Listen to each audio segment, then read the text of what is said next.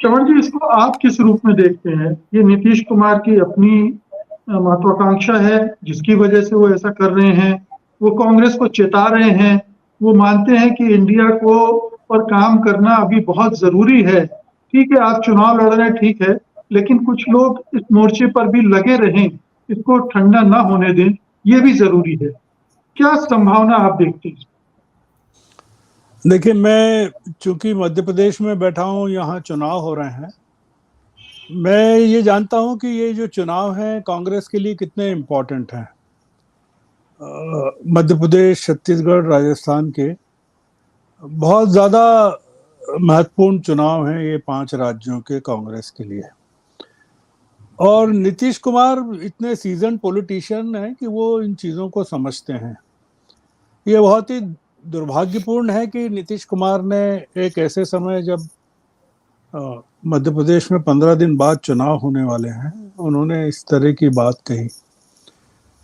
पर ये मुझे लगता है कि ये सोच समझ के उन्होंने ये चीज कही है। जैसा कि हम लोग सब जानते हैं उनको, उनके वो किस समय क्या चीज बोलते हैं। अखिलेश ने जिस तरह से कहा, सीटों के बंटवारे को लेकर हमला किया और धमकी तक दी कि उत्तर प्रदेश का मामला आएगा तब हम देखेंगे। कांग्रेस अगर हार जाए इन राज्यों में, 5 में से 3 में हार जाए, 2 में हार जाए, 5 में हार जाए, तो नीतीश कुमार की प्रतिक्रिया कांग्रेस के प्रति क्या होगी? या अखिलेश की क्या होगी?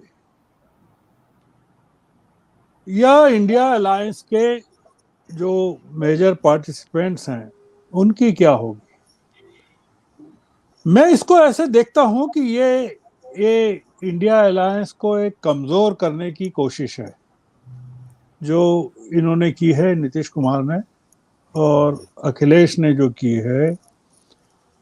ये एक डेलिबरेटली किया हुआ, उठाया हुआ कदम है। और जो ये इंडिया अलायंस को कमजोर करने की कोशिश है या कांग्रेस को कमजोर करने की कोशिश? देखिए, आप ये मानकर चल सकते हैं कि ये कांग्रेस को कमजोर तो नहीं कर सकते, क्योंकि कांग्रेस इनके हाथ में नहीं है कमजोर करना। भारतीय जनता पार्टी को जो सबसे बड़ा खतरा है या सबसे बड़ी चुनौती भारतीय जनता पार्टी को है, वो कांग्रेस से अलग है और इंडिया अलायंस से अलग है।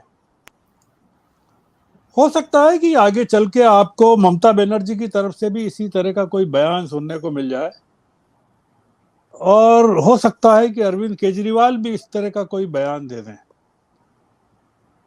इन लोगों ने अपनी रिलायबिलिटी जो है पूरे इंडिया अलायंस में, चाहे नीतीश कुमार हो, चाहे अरविंद केजरीवाल हो, अखिलेश यादव हो, शरद पवार हो, इन्होंने अपनी विश्वसनीयता को संदिग्ध बना दिया है इंडिया अलायंस में। और कांग्रेस इस चीज को जानती है, पूरी तरह जानती है कि लड़ाई का पूरा जो ओनस है कांग्रेस पर है। कांग्रेस के लिए इन 5 राज्यों को जीतना जरूरी है, इंडिया अलायंस को आगे ले जाने के लिए, आगे बढ़ाने के लिए। नीतीश कुमार ने ये चीज महीने भर पहले क्यों नहीं कही? वो आप क्यों कह रहे हैं? जब चुनाव सिर पर हैं, कांग्रेस का अस्तित्व दांव पर है, तो उनको इस तरह की बात क्यों करना चाहिए? वो चुप क्यों नहीं रह सकते थे? तो मुझे मुकेश जी, कुछ इस तरह का थोड़ा सा, मैं ये तो नहीं कह रहा कि वो हताश हैं, मैं ये भी नहीं कह रहा हूं कि वो भाजपा में जा सकते हैं या जाएंगे, पर एक तरह का जो माहौल देश में वो इन चीजों से जो बनता है, वो ये बनता है कि इंडिया अलायंस को ये कांग्रेस की जरूरत मानते हैं, वो नीतीश कुमार जेडीयू की या समाजवादी पार्टी की जरूरत कम मानते हैं। और ये जो चलेगा, अगर इसको आगे बढ़ाया, अभी इसका कांग्रेस का रिस्पांस नहीं आया है। देखिए, आप इसमें जो अखिलेश यादव ने भी जब सीटों के बंटवारे पर कहा था, तब भी कांग्रेस ने खुले तौर पर कोई प्रतिक्रिया जाहिर नहीं की।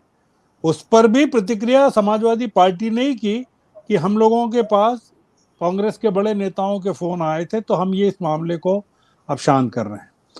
नीतीश कुमार के बयान पर भी कांग्रेस की तरफ से कोई बयान नहीं आएगा। ये नीतीश कुमार प्रोवोक कर रहे हैं कि कांग्रेस की तरफ से कोई बात कही जाए और इस चीज को आगे बढ़ाया जाए। मेरे ख्याल से नीतीश कुमार इतने मैच्योर हैं कि वो इस तरह की कोई चीज ऑफ द कफ नहीं हो सकती कि उन्होंने कह दिया हो, उसमें उसका मतलब नहीं हो, कोई निहितार्थ नहीं हो। ये काफी सोचा समझा उनका निशाना है और मुझे लगता है कि ये एक पूर्वाभास है चीजों को लेकर कि ये जो रिजल्ट आने वाले हैं 5 राज्यों के, इसके बाद की परिस्थिति को वो नीतीश कुमार अभी से फोर्स ही करके इंडिया अलायंस के लिए कोई चीज बड़ी घटना के बारे में सोच रहे हैं। तो ये आगे बढ़ेगा, ये शांत नहीं होगा, क्योंकि इसको इंडिया अलायंस को आगे बढ़ाने में, सारे लोगों को जुटाने में नीतीश कुमार की बड़ी भूमिका रही है और वही लेके आए। जैसा इन्होंने भी कहा, पांडे जी ने भी कहा, और भी लोग बात करते हैं कि इनके जो 3 मुद्दे थे, बड़े मुद्दे, caste census, OBC, caste census तो इनका बेबी है, ओबीसी उनका, अखिलेश का एक बड़ी ताकत है, और जो मुस्लिम वोट बैंक हैं जो जिस पर नीतीश और अखिलेश दोनों का भरोसा है, ये तीनों इनके हाथ से चले गए हैं। वो राहुल गांधी ने तीनों को अपने पास ले लिया है।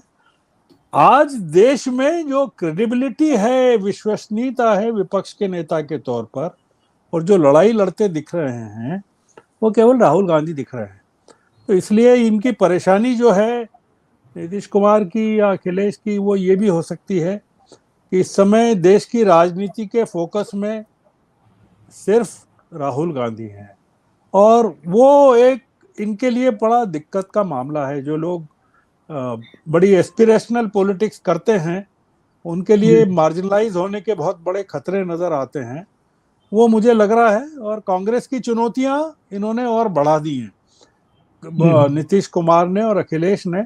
देखना होगा कि ये रिजल्ट के बाद क्या होगा मुकेश जी। रिजल्ट के बाद पूरी की पूरी इंडिया अलायंस की पॉलिटिक्स चेंज होगी, तब तक प्रतीक्षा करना पड़ेगी। सत्य हिंदी का ऐप डाउनलोड करें गूगल प्ले स्टोर पर।